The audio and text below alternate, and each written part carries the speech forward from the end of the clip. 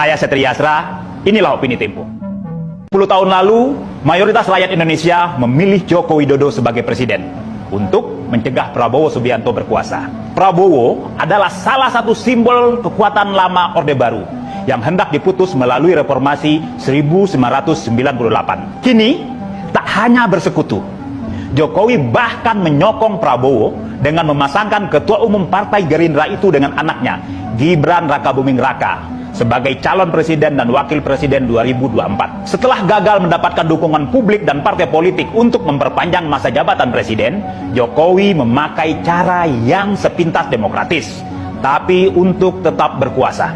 Di banyak negara, politik dinasti memang tak dilarang, tapi ia terbukti merusak demokrasi karena menodai fairness dalam sistem pemilihan. Sebagai penguasa, Jokowi bisa memobilisasi aparatur dan alat negara serta sumber dana untuk memenangkan calon presiden yang ia dukung. Penggantian Menteri Komunikasi dan Informatika, Menteri Pertanian, serta Kepala Staf Tentara Nasional Indonesia Angkatan Darat oleh orang-orang yang dikenal punya sejarah kedekatan dengan Jokowi mudah ditafsirkan sebagai bagian dari upaya pemenangan pemilu 2024 ketimbang perbaikan teknokratik di ketiga lembaga. Dalam pemilihan kepala daerah serentak 2020, mobilisasi alat kekuasaan oleh patron calon kepala daerah efektif menjaring suara pemilih.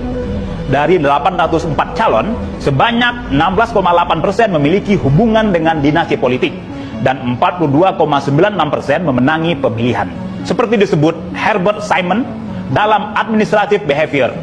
Dalam sistem pemilihan yang demokratis, suara pemilih cenderung mengikuti suara elit yang punya sumber daya menguasai informasi. Studi Hailul Khairi dari Institut Pemerintahan Dalam Negeri pada 2022 menyebutkan pemilih umumnya mencoblos kepala daerah yang populer, meski mereka tak kompeten dan bagian dari dinasti politik. Keleluasaan Jokowi mengacak-ngacak cita-cita reformasi 1998 terjadi akibat partai-partai hanya memikirkan perut sendiri. Alih-alih memimpin oposisi, Prabowo Subianto menerima pinangan Jokowi menjadi Menteri Pertahanan setelah kalah dalam pemilu 2014 dan 2019. Dalih rekonsiliasi menyembuhkan polarisasi, tersebab dua pemilu menjadi alasan yang dipakai keduanya membangun koalisi ganjil tersebut. Bergabungnya Prabowo dalam kabinet Jokowi diikuti partai-partai lain. Koalisi tanpa syarat yang dibentuk Jokowi membuat ia leluasa merangkul dan memiting lawan politiknya. Partai-partai yang haus kekuasaan kemudian berlomba melayani keinginan Jokowi memereteli dan melumpuhkan lembaga-lembaga pengontrol kekuasaan. Partai politik di Dewan Perwakilan Rakyat setuju ketika Jokowi mengebiri Komisi Pemberantasan Korupsi. Partai-partai membiarkan Mahkamah Konstitusi dikuasai Jokowi melalui pernikahan adiknya dengan Ketua MK, Anwar Usman.